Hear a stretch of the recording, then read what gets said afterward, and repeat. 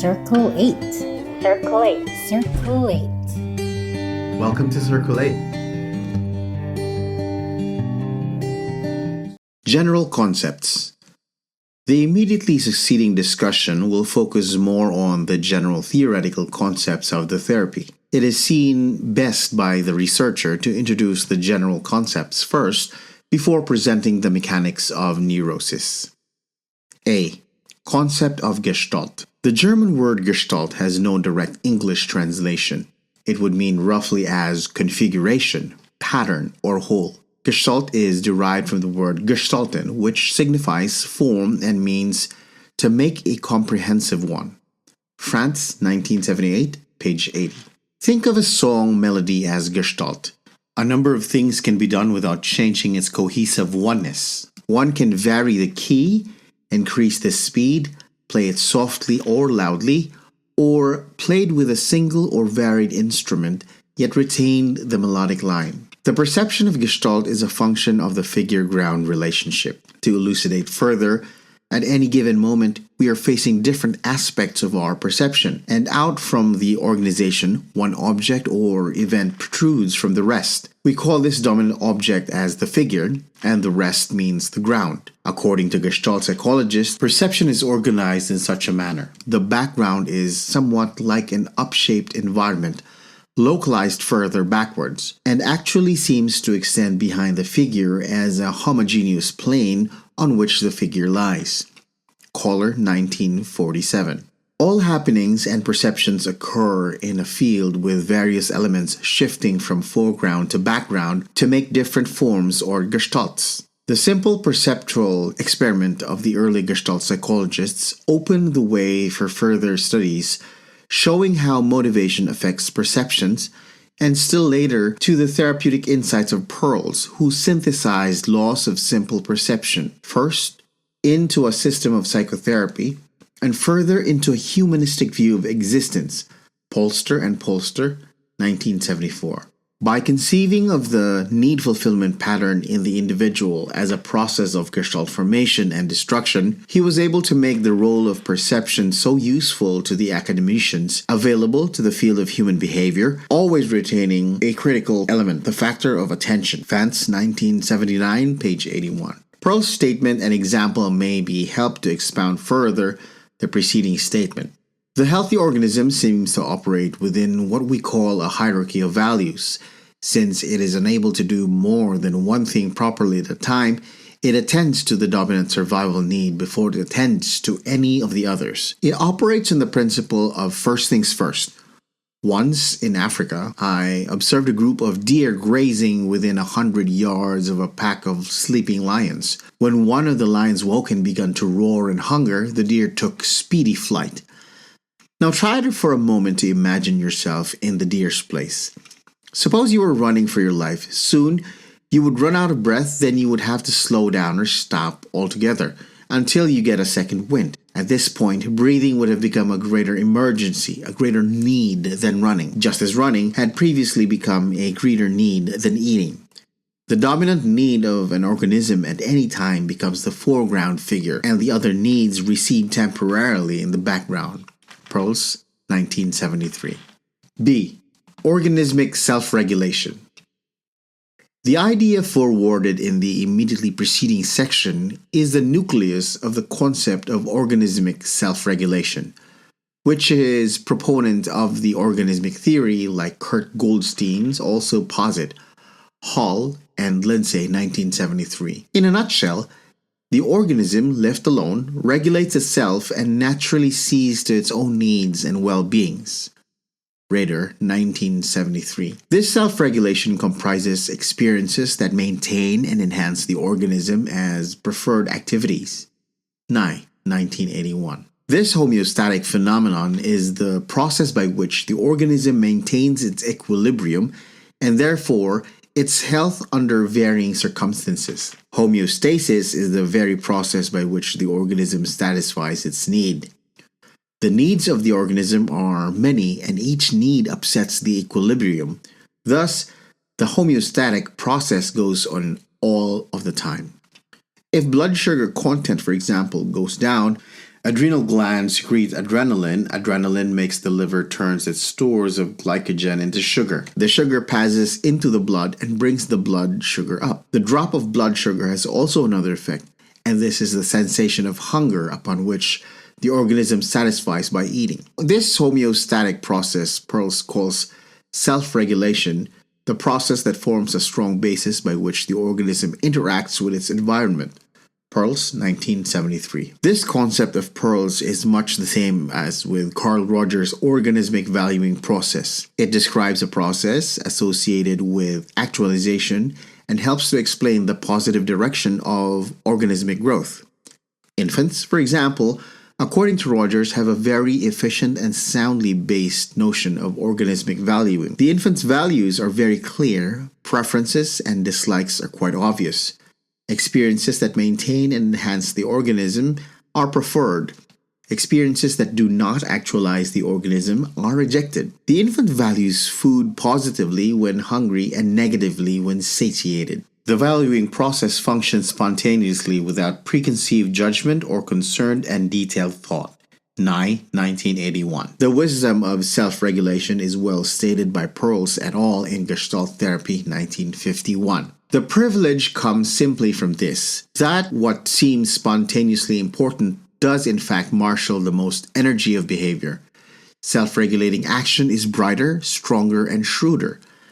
Any other line of action that is presumed to be better must proceed with diminished power, less motivation, more confusedness, and must also involve a certain amount of energy and distracting a certain amount of attention to keeping down spontaneous self, which is seeking expression in self-regulation. When self-regulation is continuously blocked, persons undergo a process of disowning, alienating, distorting much of themselves, losing contact with their wants, feelings, and capacities.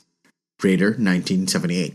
It is the principal goal of Gestalt therapy to put people back in touch with themselves and thereby help them to live more fully, realizing and utilizing their unused potential. In Perls' own literary work, he points out with a touch of poetry this fact.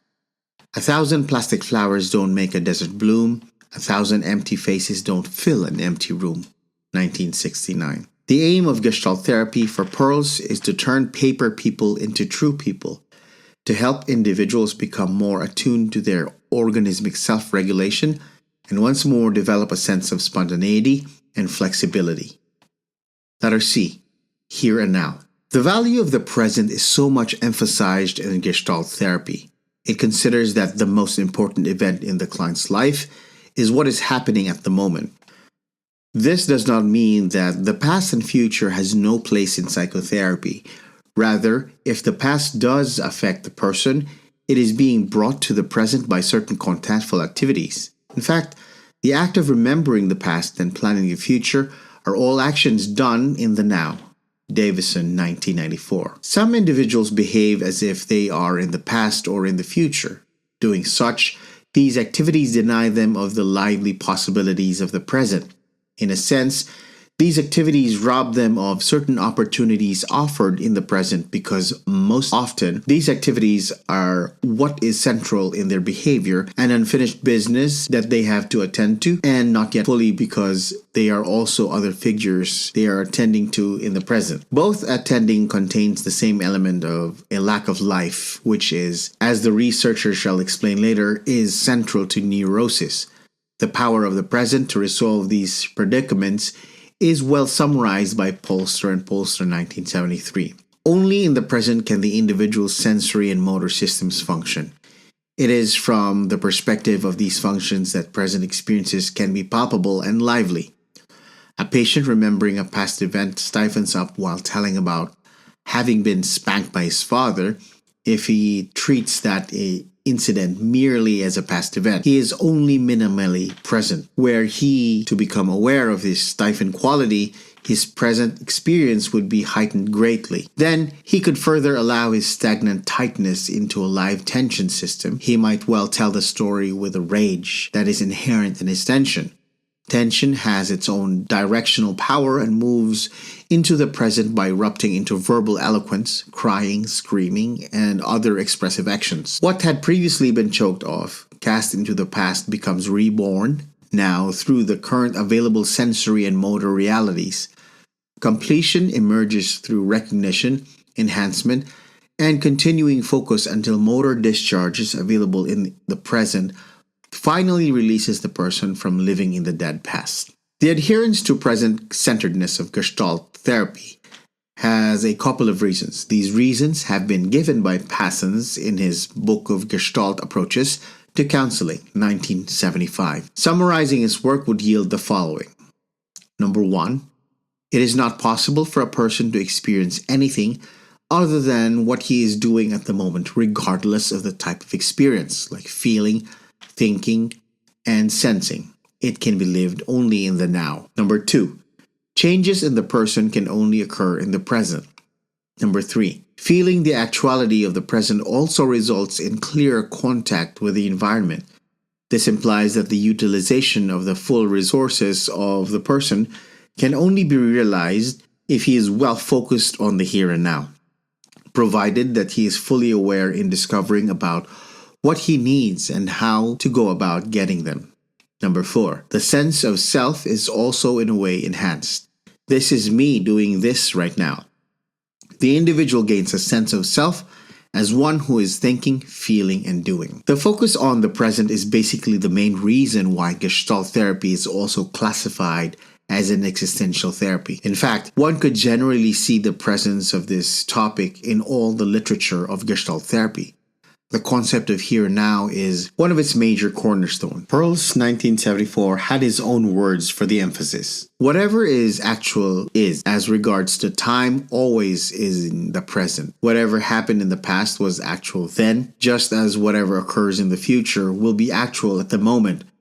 But what is actual, and thus all that you can be aware of, must be in the present.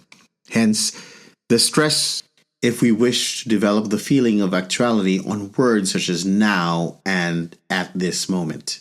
Present-centeredness is also predominant in a couple of the concepts in Oriental philosophy. Just to give an example, would be the entertaining story given by a guru named Ram Dass in his book, 1990. Ram Dass was also a speaker among Gestalt circles at Salem, Big Sur, California, where Gestalt sessions are predominantly held.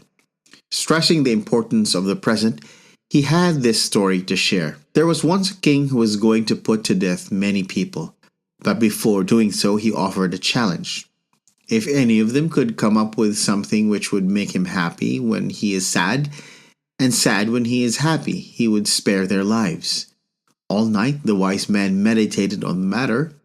In the morning, they brought the king a ring. The king said he did not see how the ring would serve to make him happy when he is sad and sad when he is happy. The wise man printed an inscription.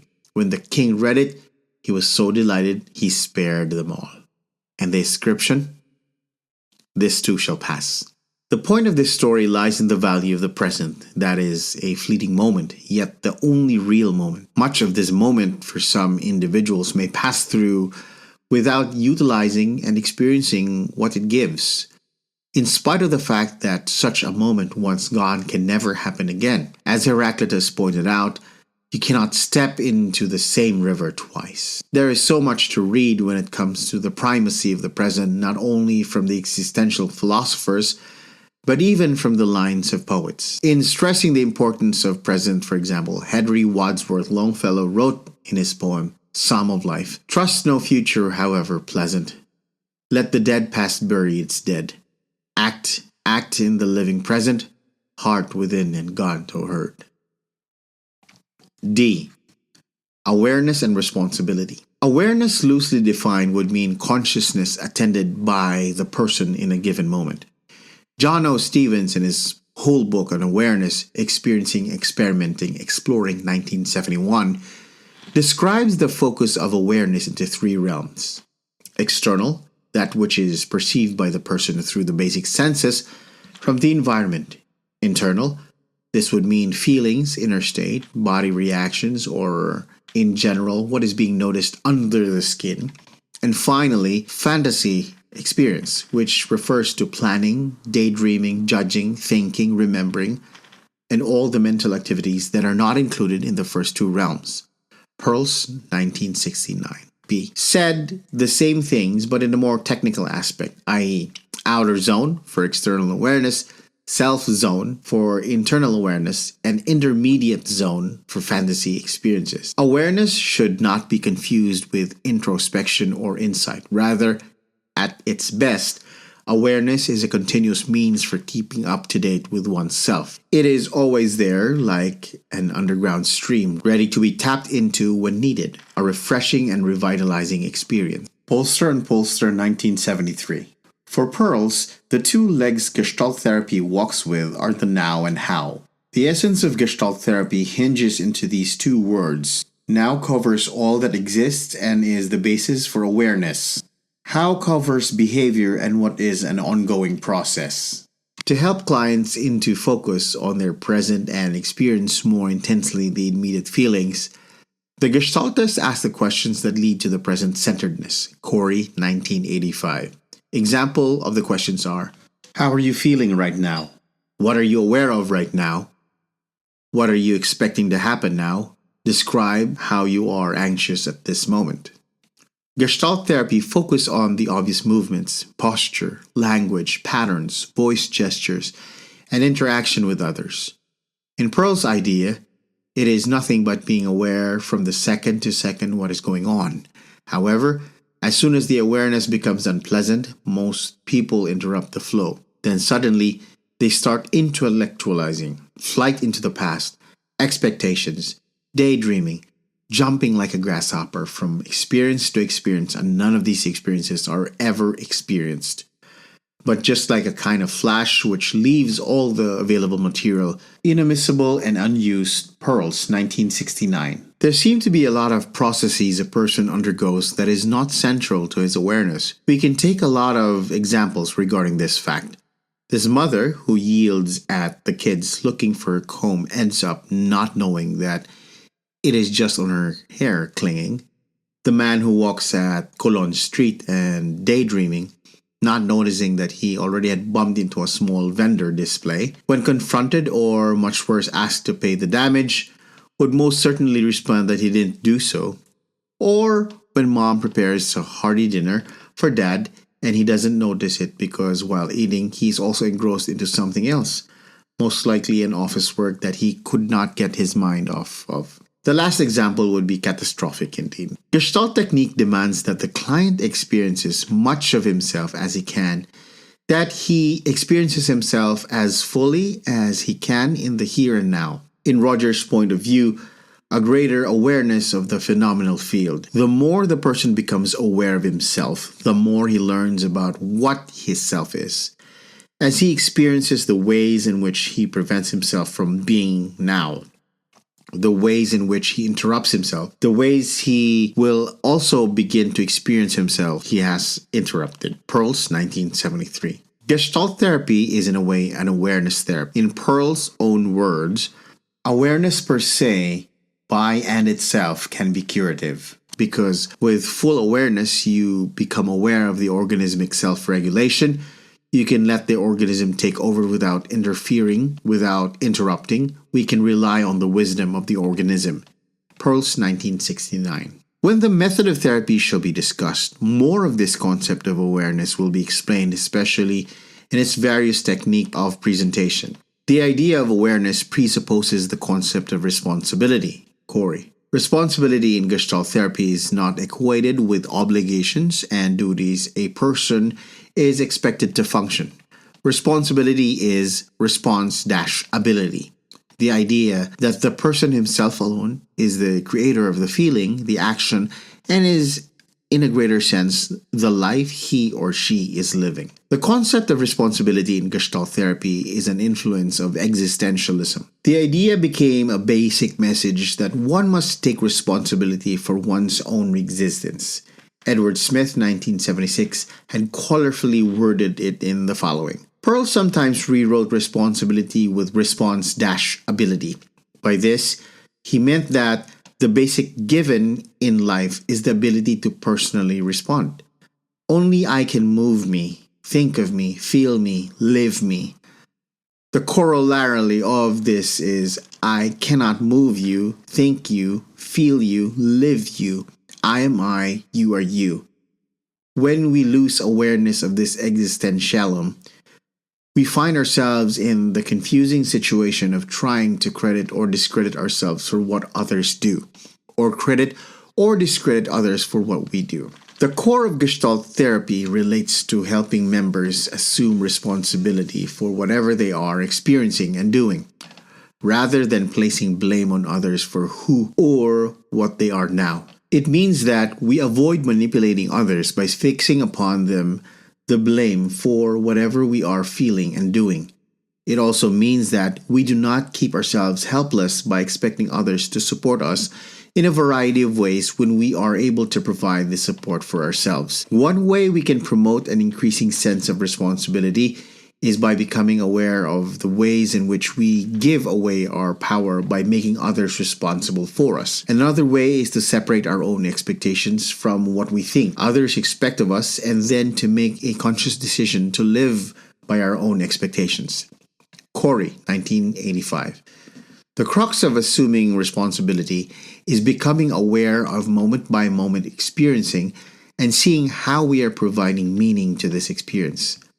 The greater responsibility we place upon our own behavior, the better we understand that we are free to redirect our storyline because we basically know that we are the authors of our own lives.